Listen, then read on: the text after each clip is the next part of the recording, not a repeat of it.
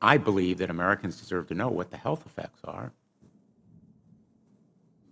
not to prejudge what scientific studies may show, and they deserve also a commitment to do the research on outstanding questions. So my question for you, particularly Mr. Gillen and Mr. Perry, how much money has the industry committed to supporting additional independent research? I stress independent research.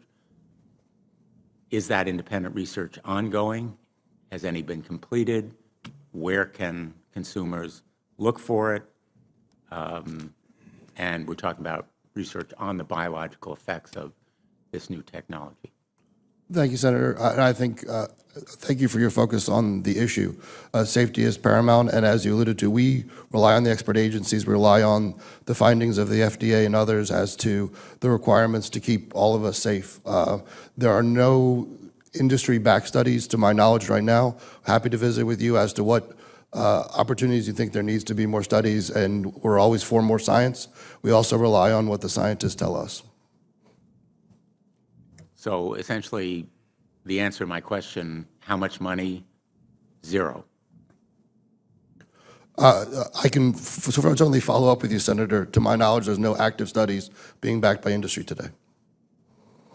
Anybody else know of industry commitments to back research, fund it, support it, to ascertain scientifically the health effect?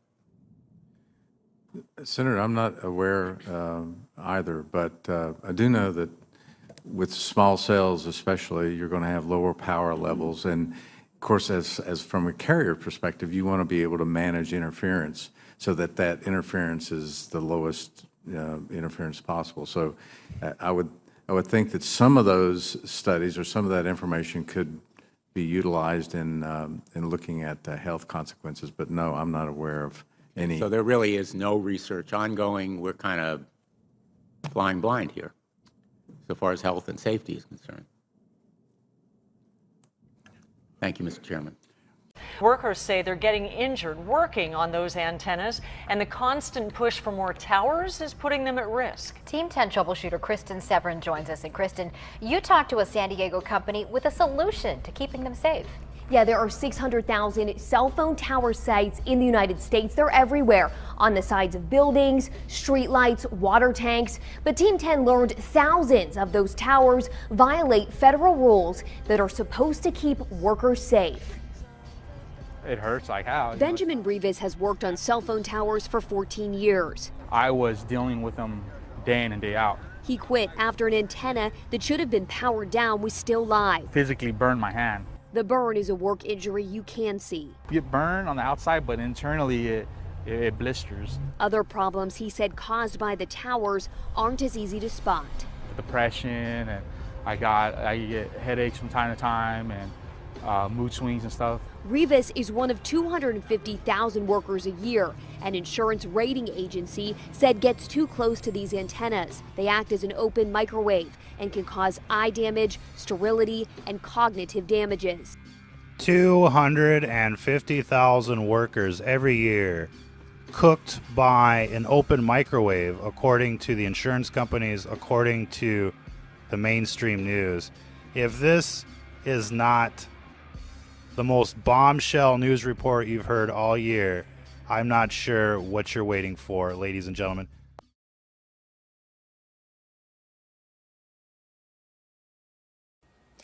Parents outraged tonight after a fourth child is diagnosed with cancer at a San Joaquin elementary school. And parents believe it's because of radiation caused by a cell tower at the school. News tonight, CBS 13's Jen McGraw is live in Ripon with what the school is now saying. Jen? Yeah, it's become such a point of contention that more than 200 students stayed home from school yesterday in protest, and their parents went before the school board demanding answers and that they take precaution.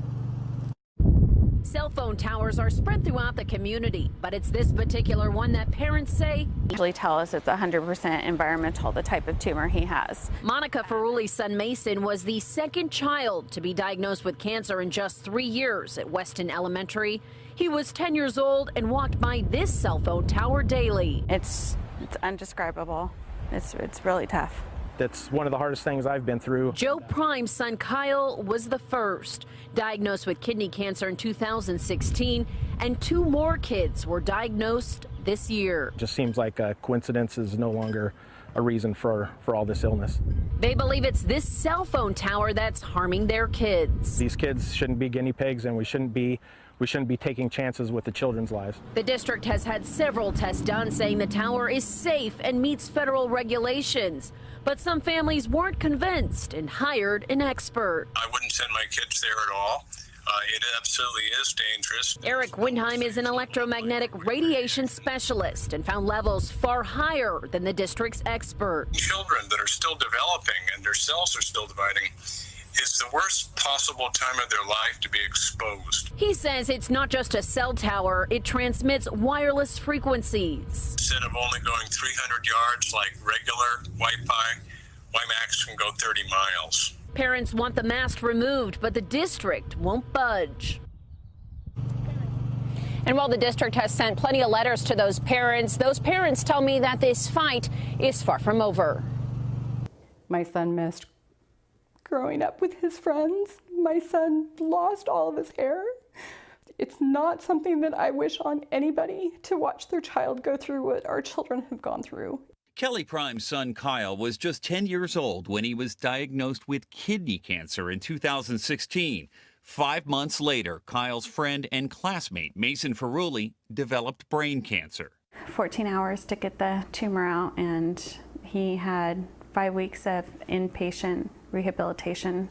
He had to learn to walk, talk, eat, everything all over again. 2 more kids at the school were diagnosed this year.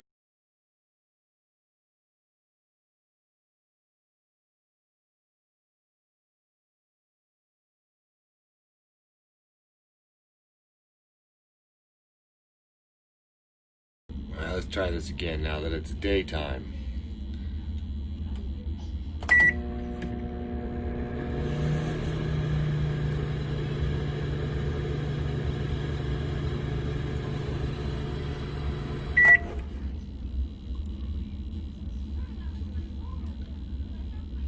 Alright, I'm gonna walk over to the hotel window here.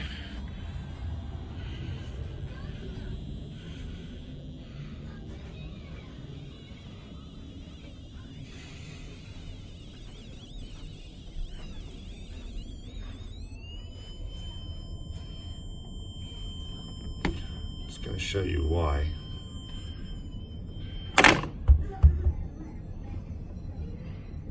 They just put all those up over there.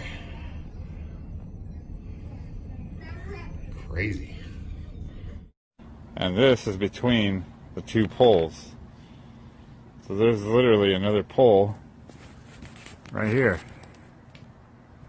There's this one, which has many more plates on it. And then if I zoom around over this way, there's another one right here. So they're like 40 feet away from each other. And then coming down here, there's like bees all over the ground. And this is literally between the 2. So I'm just trying to document this video showing what it's doing to the bees and how much more can it be doing to us and our kids and all this stuff. Here goes another bee, just fell on the floor. Wow. Just fell out of the sky, another bee. As I'm filming this. Right in between this, another one. Wow. I can hear them dropping. And they're dropping in between these towers. I mean, look. Look at all these bees everywhere. It's just bees scattered all over the place, dead.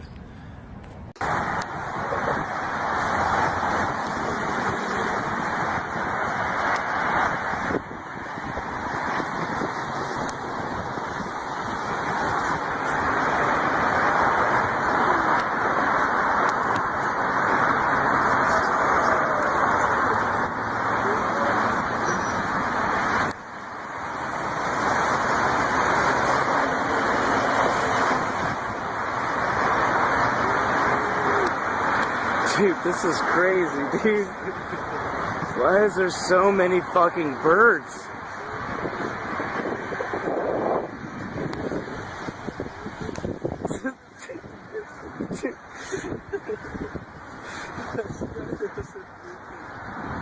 You got Duke on? Oh shit. I just got shit on too. Did I got shit on?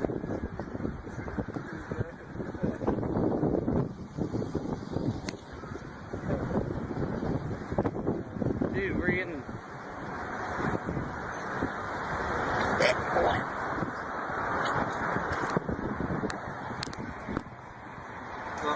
No.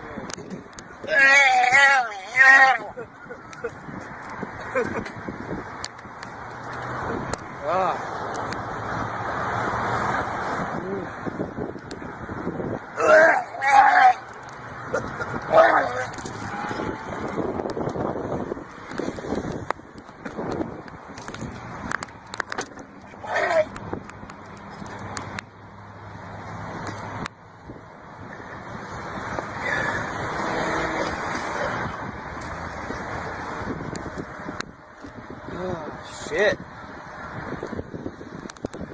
Why are we throwing up? What the fuck?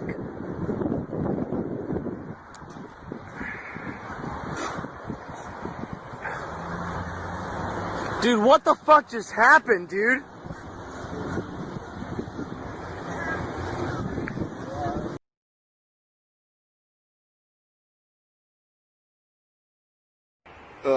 Even the birds don't like the 5G. They're pulling it apart.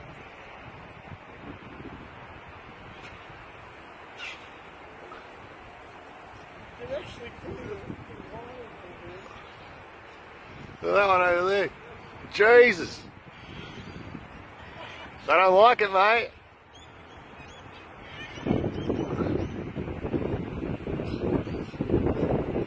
I tell you, they're not dumb, the birds. They know what's happening. Good on them, mate. Yeah. God, they're going for it, aren't they? They're like, fuck the 5G.